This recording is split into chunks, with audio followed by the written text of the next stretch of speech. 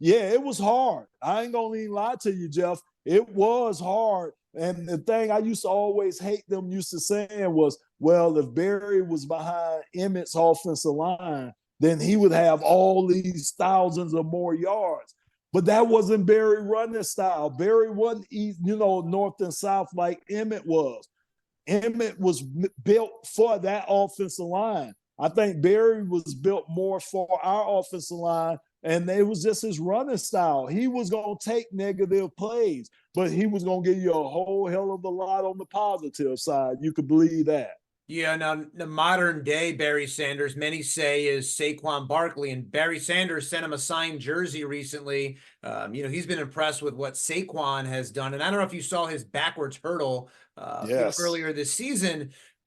Does watching Saquon at all and seeing some of those highlights, does that remind you of Barry in any way? I mean, you would know as well as anybody. I see some traits. I can't go all the way there.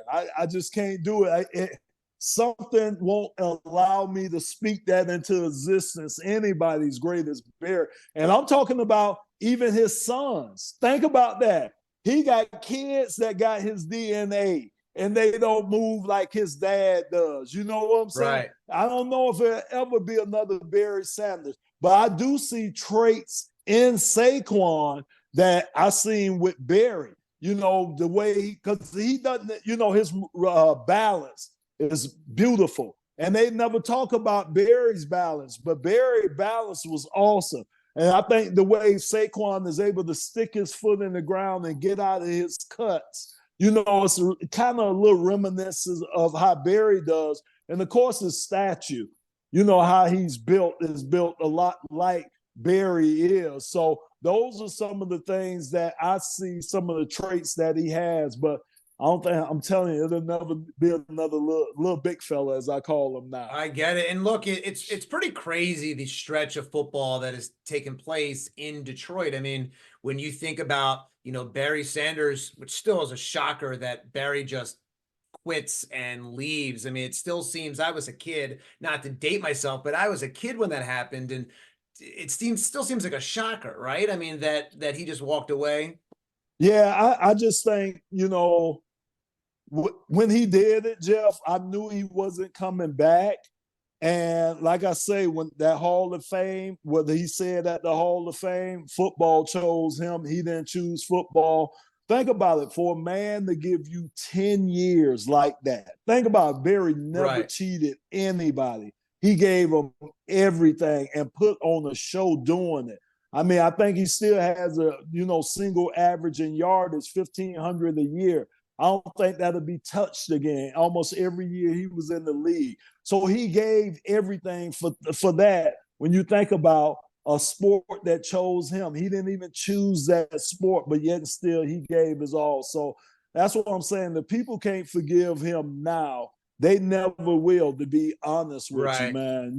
They really won't. Right. It's been really since the 90s, since the Lions have had this amazing run. And there's a lot of dark days in Detroit with that football team to where we are today. Just can you put into perspective, for this fan base and really for the entire league, just how much pain really that city has been in over those, 3 decades, in a sense, just almost torture, till last year had not won a playoff game since what, 91, the 91 playoff. So how much pain has that city, has that fan base been in over that time? Oh, we've endured a lot, man. The wounds are deep. They're deep. The scars are prominent. You can see the scars, man. It's been hard. Like you say, since 1991. 12 victories since 1991, getting on the winning streak since 1991. It was just bad stretch of football. It just wasn't an organization that I was drafted into. It just seemed like for those 30 some odd years, it was abysmal around here. The fans took the brunt of it. Detroit wasn't talked about. Man, I remember, man, Jeff, because I was with ESPN from 2004 to 2012. And if you brought the Lions name up, we used to be in production meeting, and you bring up the line, man, they will almost laugh you out the room. It ain't no Right. way. We never talked about the Lions back then, never. So now it just feels good, man, for your neck not to be stepped on right now, for you to be able to stand up and breathe a little bit. And that's just with this. Think about all the calls that have gone against the Lions, the catch with Calvin Johnson, the 10-second runoff with Golden Tate, them picking up the flag in Dallas, just picking it up and never explaining why they picked up the flag. The Hail Marys from Aaron Rodgers. Hell, you could go back to Brett Favre throwing the pass against us in the playoff game in '93 to knock us out. So it's just been a lot of pain that they've endured. And now